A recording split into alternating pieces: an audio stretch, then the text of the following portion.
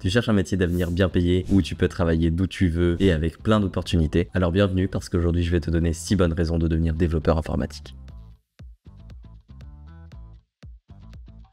Que tu sois étudiant en reconversion ou même juste curieux, cette vidéo va peut-être changer ta vision du code. Bienvenue sur la chaîne, moi c'est Absecode et ici on parle d'informatique, de développement et de tout ce qui touche au monde du numérique. Donc si ces sujets t'intéressent, pense à t'abonner pour soutenir la chaîne.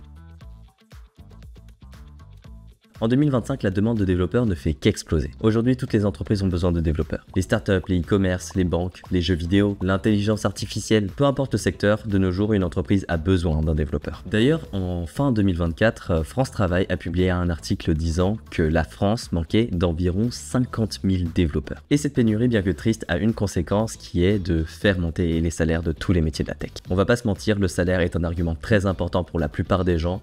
Et pour vous donner un ordre d'idée, un développeur junior peut toucher entre 30 et 40 000 euros par an, et après quelques années d'expérience, ce chiffre peut grimper jusqu'à 50, 60 000 euros dans certains cas, voire plus même selon la spécialisation et aussi surtout l'entreprise dans laquelle vous travaillez. Et le mieux dans tout ça, c'est que pas besoin d'avoir un bac plus 5 en fait. Un développeur web, c'est minimum bac plus 2, et les salaires peuvent monter jusqu'à plus de 65 000 euros pour un développeur senior.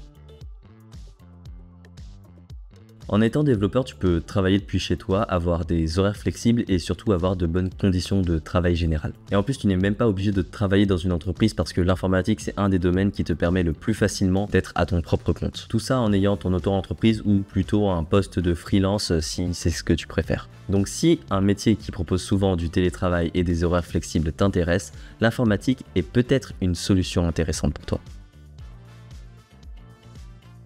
Aimer apprendre, c'est pour moi une des qualités essentielles d'un développeur. Et il faut savoir que chaque année, des nouvelles technologies apparaissent et s'ajoutent à notre écosystème de travail, comme ChatGPT et Copilot qui ont pas mal fait évoluer notre manière de travailler. Donc il faut savoir que ce n'est pas un métier qui est figé et la capacité à s'adapter est une des principales qualités recherchées par les recruteurs. D'ailleurs, petite parenthèse sur l'IA, de mon point de vue, l'arrivée des LLM dans nos vies de tous les jours n'a pas vraiment mis en danger le métier de développeur, je trouve. Au contraire, je trouve qu'elle facilite la tâche aux débutants, que ce soit pour chercher des informations ou faire du debugging par exemple, ça nous a franchement facilité la vie.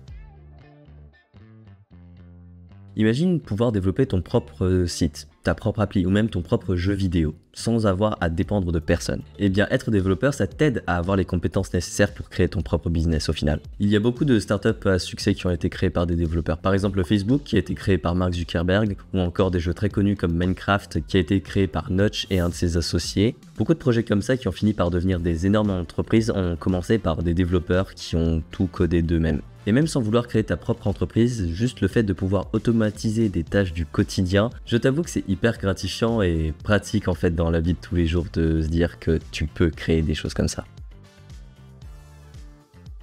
Pour moi, un des plus gros avantages du domaine de l'informatique et de la tech en général, c'est de pouvoir évoluer dans toutes les directions. Développeur web, développeur mobile, data scientist, expert en cybersécurité ou bien même architecte cloud et encore, je ne pourrais même pas te citer toutes les différentes débouchés qu'il peut y avoir dans le domaine de l'informatique. Tu peux commencer en développement web puis partir vers de l'intelligence artificielle, du big data ou encore de la cybersécurité sans pour autant avoir à totalement changer de métier. Et en plus, les compétences dans les différents domaines de l'informatique ont pour avantage d'être souvent très étroitement liées. Par exemple, moi j'ai suivi une formation de 2 ans en IUT informatique et même si j'avais choisi pour commencer une spécialité en développement d'applications, je n'ai eu aucun problème à me réorienter vers du développement web. Et pour continuer, je peux me réorienter en intelligence artificielle, big data, cybersécurité et plein d'autres domaines et tout ça juste en fonction de mes envies qui viendront dans les années à suivre. Et pour finir avec les avantages de ces opportunités de carrière que tu peux avoir, tu peux très rapidement monter en responsabilité si c'est ça qui t'intéresse. Tu peux devenir lead dev, chef de projet, CTO, PO et ça très rapidement. J'ai déjà vu des gens qui ont mon âge et qui ont fini chef de projet à 23 ans.